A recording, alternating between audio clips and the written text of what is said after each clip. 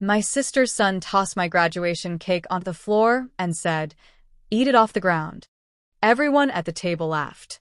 I stayed silent. Later that evening, my mom texted, "We've decided to cut all ties. Stay away forever." My sister was pleased. I replied that I would be removing my name from every loan tomorrow. By midnight, the group chat was buzzing. I had 100 missed calls. Hey, Reddit, graduation day was supposed to be the moment I finally felt acknowledged, not celebrated, not praised, just acknowledged. After years of late nights, student loans, juggling 2 part-time jobs, and pushing through school without my family supporting me, all for that one moment on stage. But instead, graduation day turned into a lesson that my family never wanted to see me succeed at all. After the ceremony, Mom suggested we gather at my sister's favorite restaurant. Not mine, not a place I enjoyed, hers. That should have been my first hint. The second hint? The entire family was already seated when I got there. No one stood up to greet me. No one congratulated me. My sister Claire just smirked and said, "Oh look, she made it." I swallowed my irritation and took a seat. Lunch was exactly what you'd expect when the black sheep graduates.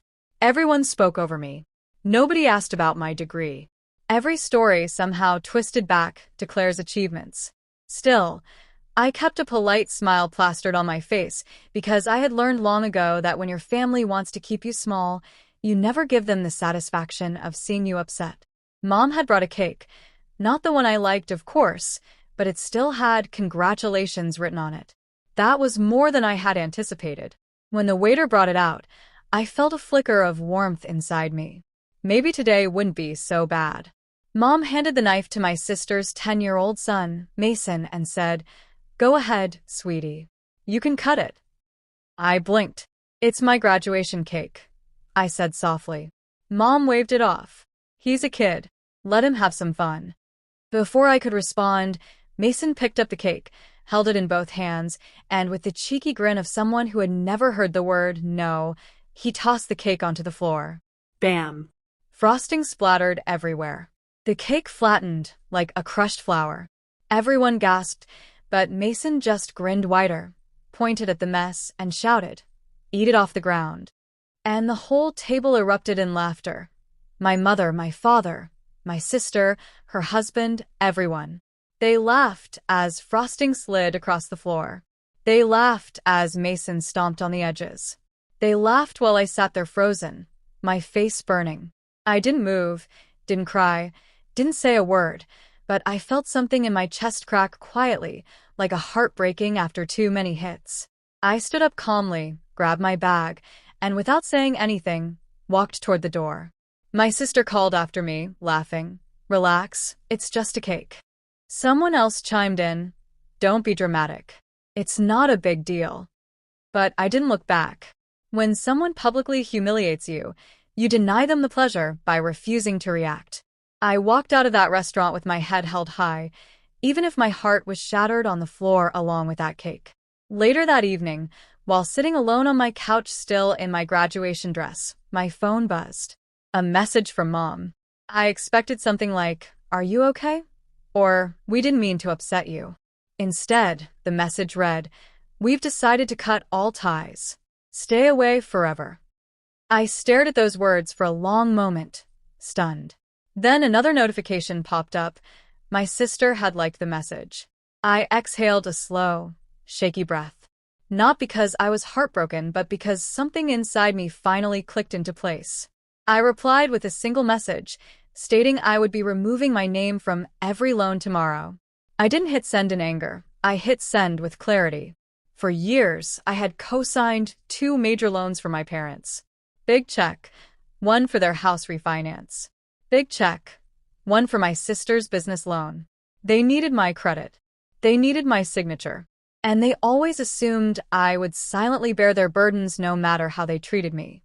But they forgot something. They told me to stay away forever. My silence had seemed weak to them.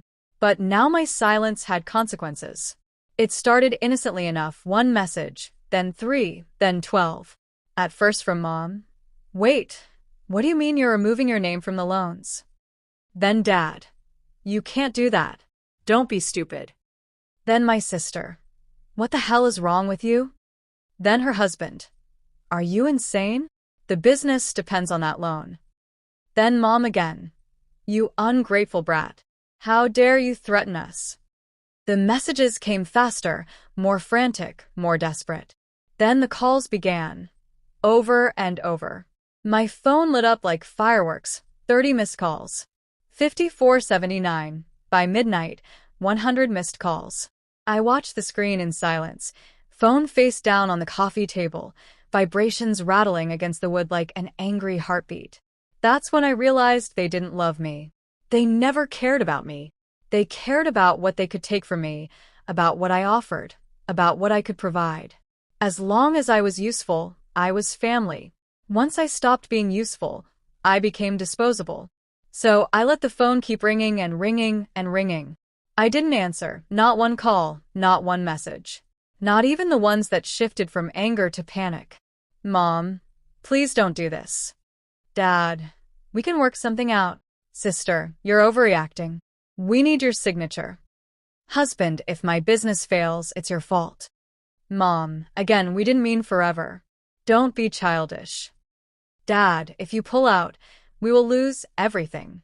I leaned back on my couch, arms crossed, feeling warmth return to my chest. For the first time in my life, their panic wasn't my issue. My only regret was that I didn't choose myself sooner, and that's where the chaos began. I hit send on that message, and then waited. It felt oddly ceremonial. 2 sentences that closed an old chapter, removing my name from every loan tomorrow. I set my phone face down and didn't touch it.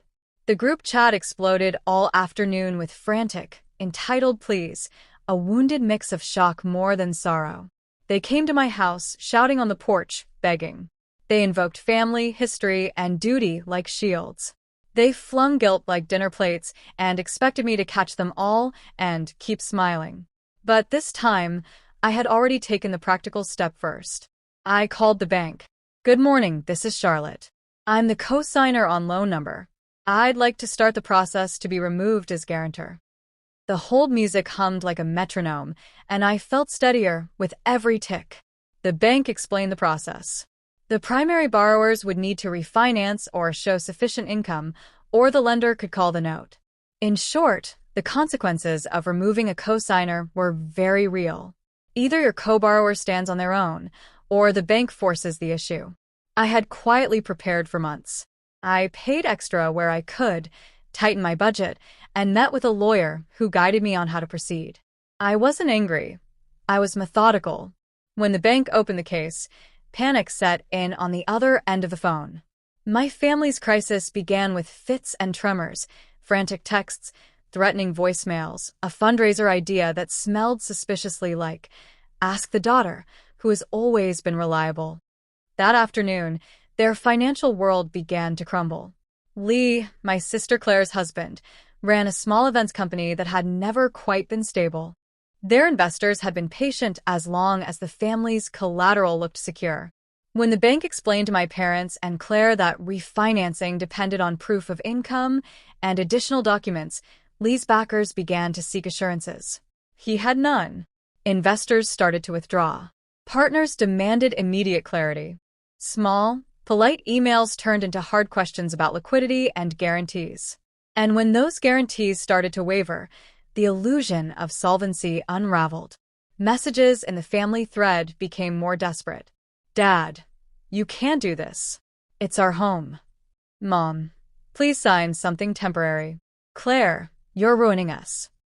Lee, if this goes, I'll lose the business. I read them while sipping coffee, feeling the calm absurdity of watching a house of cards built on other people's credit finally collapse under its own weight. Because the truth about their reliance was simple, they had spent other people's faith for years. My name was convenient leverage. My silence had been currency they spent freely. Claire's panic was performative at first, frantic Instagram stories, thin-skinned public attempts to turn embarrassment into sympathy, but the financial pressure couldn't be smoothed over by social media. The company's partners withdrew their letter of intent. The bank demanded audited statements. The foundation of their stability flooded. My parents tried borrowing from friends, pawning heirlooms, contacting distant relatives, every last stitch of familial obligation. People who had once applauded Claire's parties now assessed their risk and quietly declined. It got uglier. Claire's husband claimed I was orchestrating everything. Mom accused me of cruelty. Dad's voice turned to a rasp of righteous blame. They tried the tactics that had worked for them for years. Guilt, shame, drama, and when those didn't sway me, their methods grew frantic. "It's the house," Lee texted me one night. "You don't understand what you're doing. If this goes, Claire loses everything. Her kids." I didn't reply because I understood perfectly well. I understood how they traded my years of help for entitlement, how they expected me to pay the price for their comfort. I had been the safety net for a decade of irresponsibility. I had paid for silence in small, invisible amounts, covering late mortgage payments, endorsing signatures, signing papers as if love were the same thing as liability. No more. They approached me again, this time with a packet of papers and a plan that read like an ultimatum. Sign a temporary guarantee. We'll pitch investors, refinance. Life will go on as usual.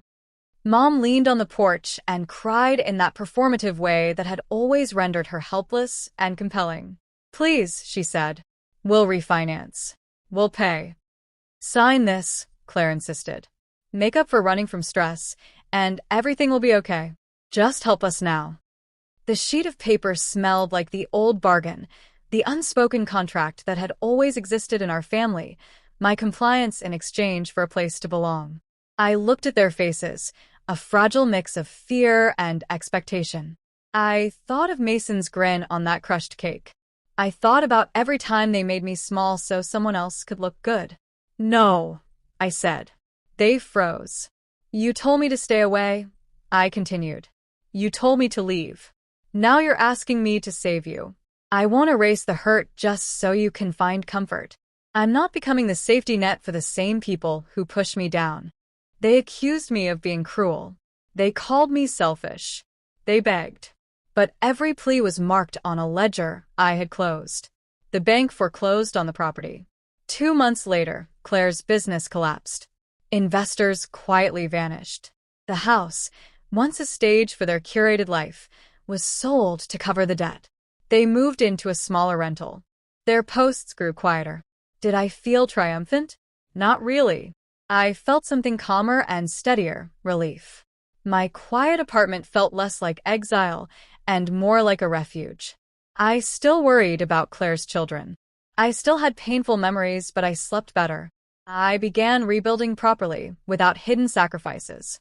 I kept my lawyer on speed dial, rebuilt my savings, and hosted dinners for friends who chose to be there, not out of obligation, but because they genuinely wanted my company. We laughed, sometimes burned the lasagna, and no one cared. The table we used was scarred, small, and perfect. Months later, my phone buzzed. Mom's name flashed. The text read, "We are so sorry. Can we come by?" I replied with one sentence. "We can talk, but not as if nothing happened." It was the beginning of something. Not a restoration, but an opening to an honesty I had never allowed them to earn. I kept my promise to myself. I maintained my boundaries.